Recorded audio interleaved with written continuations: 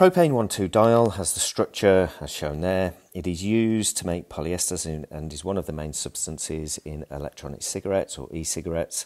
A sample of propane 1,2-diol was refluxed. So refluxing, that means the alcohols are going to oxidise to its fullest, particularly as we have a large excess. Draw the skeletal formula of propan 1,2-diol.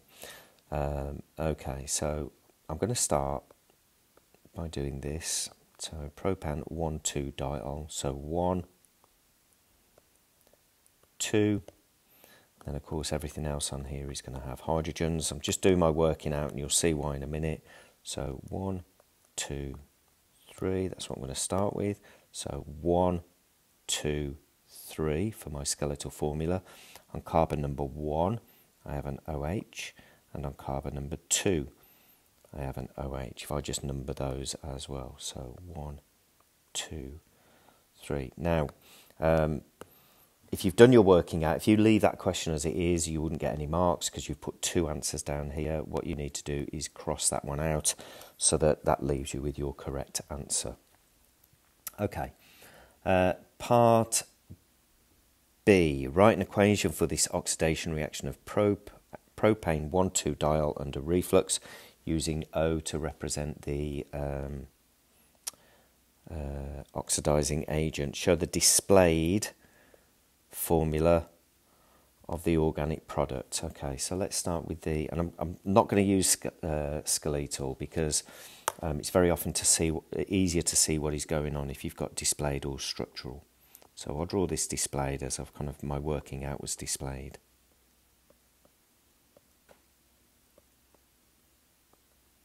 So OH on here, and I have an OH on there. I'm just going to classify these alcohols because that's going to make a difference as well. So this alcohol here is a primary alcohol, and this alcohol here is a secondary alcohol.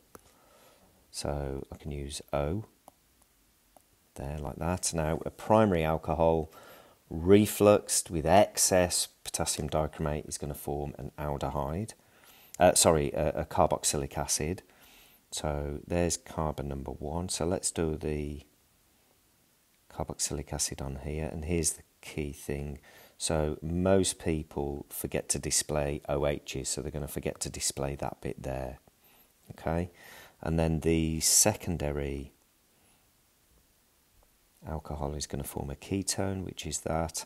And then now it says displayed, so don't do CH3. I need to actually show and display all of the bonds here. Let me just make the arrow a little bit smaller so that it's easier to see the structure that we've got. Okay, so that's what we get. Okay, so there's 1 mark. Oh, I've not finished balancing it. So from there, I've got, you can think of it in many ways, but I'm going from a primary alcohol to an aldehyde and then a ketone, so that's 2 lots of oxidation.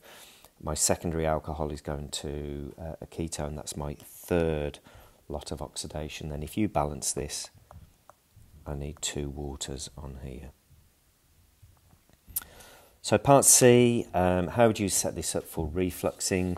So the exam board are really, really strict on this. The best thing to do is to try and draw the kind of core of the apparatus without taking your pen off the paper. So here's the condenser, here's the round bottom flask, going back up to the condenser here, okay? And then obviously the condenser has to have a jacket on like this, okay? Remember, water goes in at the bottom, which means it's going to go out at the top. So I've got my mixture in here, and I'm going to heat it. Okay, do not put a stopper in the top.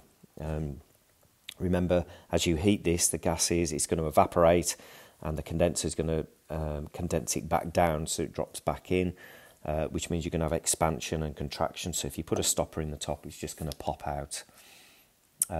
So the key thing here, the first one then, is that there are no gaps, and you can, if I just kind of make sure that these are all touching here, there we go. There's no gaps in the apparatus. Very often people draw it with a gap here, You've got to draw it as if it's a cross section basically. Okay. Next thing I need to do is label it. So this here is the condenser.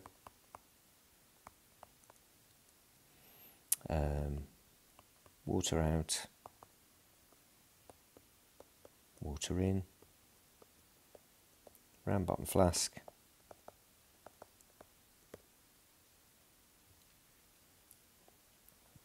and then heat down here. So that would get me 2 marks on here. If you draw any other diagram, you get nothing. So if you start with distillation, you get nothing. It's another one of them chemical errors. Okay. Part D, anti-bumping granules are placed in the flask when refluxing. Suggests why these granules prevent bumping. So smaller bubbles are formed.